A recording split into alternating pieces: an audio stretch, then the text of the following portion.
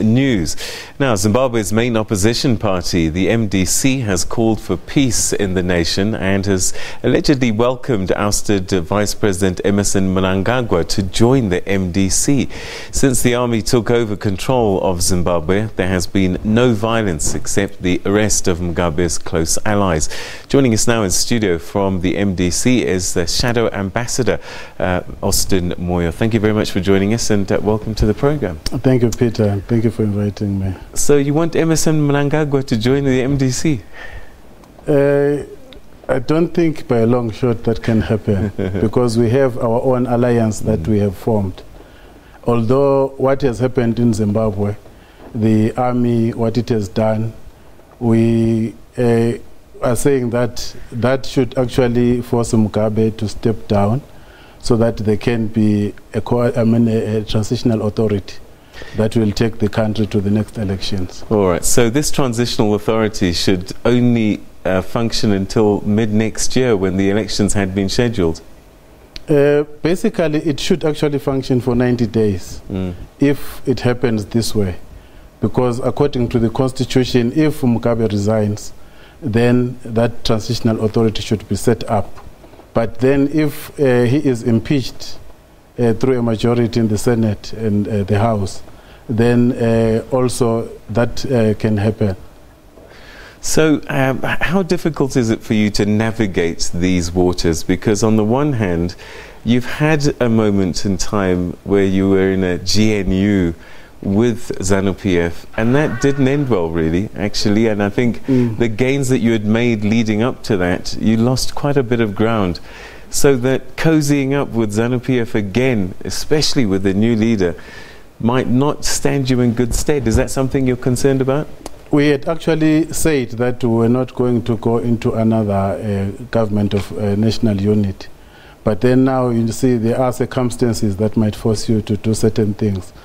But then now, going in with the ZANU-PF, that will be only for the interim to assist stabilize the situation in Zimbabwe with the view of having elections. Is it possible that this transitional authority may run for a lot longer than 90 days? We've been hearing stories that it could be as long as 3 years. The problem is that what we have now, even from 2013, we are being led by an illegitimate government because we actually will raise the red flag about the 2013 elections. But then now, according to the constitution, which Mugabe has not actually implemented, it should be 90 days. But with the situation now as it is, we didn't create the situation and we have got no control of how it pans out from here. So it can take 90 days, it can pan out another way that you don't expect. Has Mr. Tsvangirai been brought into the conversation as yet? Not that I know of, but he has issued a statement. He issued a statement yesterday. The MDC Alliance met today, and he issued another statement to say that this situation that has happened in Zimbabwe, it is irreversible, but commended the army for handling the situation the way that they did, that there was no loss of life, and actually encourages them that if they can make sure that there's no loss of life in this whole scenario. So, you know, I'm thinking about President Mugabe eventually says, I resign, I retire. He's negotiating, I guess, for conditions for his exit. Would you, as the MDC, be happy with a blanket amnesty? You know, there are a lot of Ndebeles who say, Gukura Hundi, and over the years there have been a lot of things that have happened under his watch that should be looked at. Would you be happy to let him go quietly? I'm one of the victims of the Gukura Hundi, but then when a situation like this, 37 years he has been clinging to power, there has to be a way, some kind of amnesty to say to him, we will give you this exit package so that at least he knows that he won't be prosecuted. But then if other people outside of the party take it up and prosecute him, that will be out of our control. For example, the International Criminal Court, is that what you're suggesting? So would you be prepared to work with Emmerson Mnangagwa as a victim of this Gukurahundi massacre? I think that will be up to my leadership to decide, because if there is a transitional authority at play which seeks to include everybody, MDC cannot say we cannot be part of it, because the solution that we want will be at least at sight. What role do you see SADC playing at this stage? They let you down in 2008, didn't they? They've let us down a lot of times. We have won the election since 2000, but they failed to pronounce where there are mishaps, to pronounce and say, no, this can't happen. Even now, we don't have proper details of what is being negotiated, but we hope that they're negotiating in good faith for the people of Zimbabwe. They're not negotiating for one individual, who is Robert Mugabe. That is our sincere hope. Because there is a concern. Citizens are saying that perhaps all of these machinations are to try and support President Mugabe or preserve his leadership even.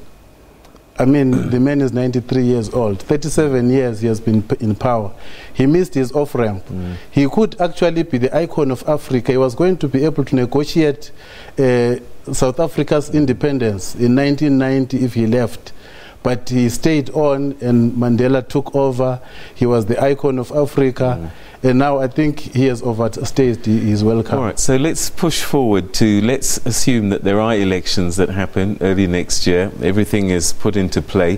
What we've seen, and we know for certain, is that the army played a significant role in making sure that Morgan Tsvangirai was not president in 2008.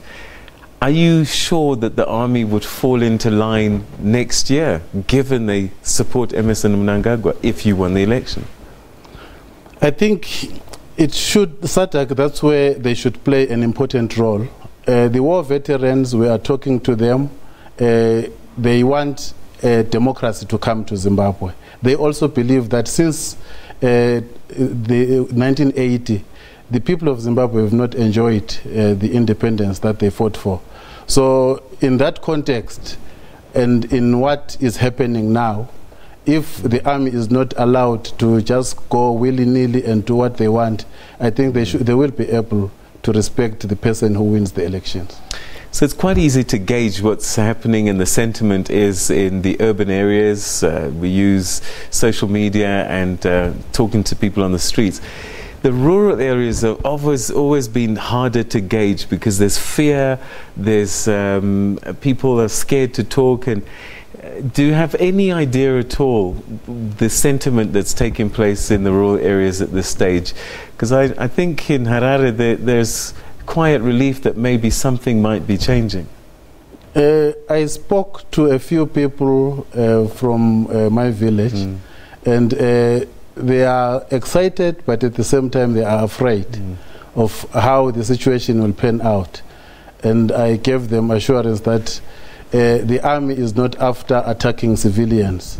It is trying to correct what has gone wrong. The situation, I would say, is self-correcting. Can you trust the army? So far, what they've done so far, there is a level of trust that they've actually worked to gain, because there has been no blood spillage. So you can't even say... Yeah, but they weren't going to spill blood because they are going after their own.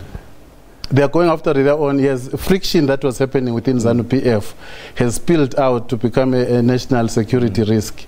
But we are hoping that there will be a solution so that there's no blood spillage. So what do you think is going to happen in the next few days? Do you see an agreement being signed, or are we still wading through uncertain waters? The problem is that we're dealing with an old man. And you know, as you get old, you become even more stubborn, and you are not prepared to listen because you think you've got more experience. So what I see, I think it's more negotiations. Eventually, I think he will have to step down. Because I think the people also are now standing up to try and enhance what the army has started. So if the people stand up, then the people will have spoken. All right. Just before we go, because we run out of time, but it's not often that we get an opportunity to get someone who can give us a first-hand account of what happened during Gukurahundi. Perhaps if you could just share very briefly so that people can understand when they see hashtag Gukurahundi everywhere, what are they talking about? How did you experience that time? Those are certain moments which no person wants to revisit, you know, because a lot of people died. People were thrown into mines, mine dumps, and for no apparent reason, they were not armed, and it was just an attack on civilians. It was really a scary situation. People fled for their lives. So it has not been discussed.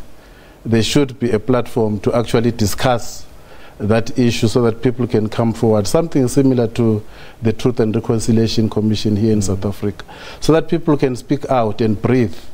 Because as it is now, it's like they are closed in a tight container with those feelings in there. Would you like Mugabe, Mnangagwa, Sekeremai, whoever, to appear before that TRC? They need to come out and explain why they did that. I think it is important. All right, we'll leave it there. Perhaps we'll have this conversation more fully another day. But thank you very much indeed for your insights and your thoughts, Ambassador Moyo. Thank you so much. All right, so with President Mugabe's future uncertain,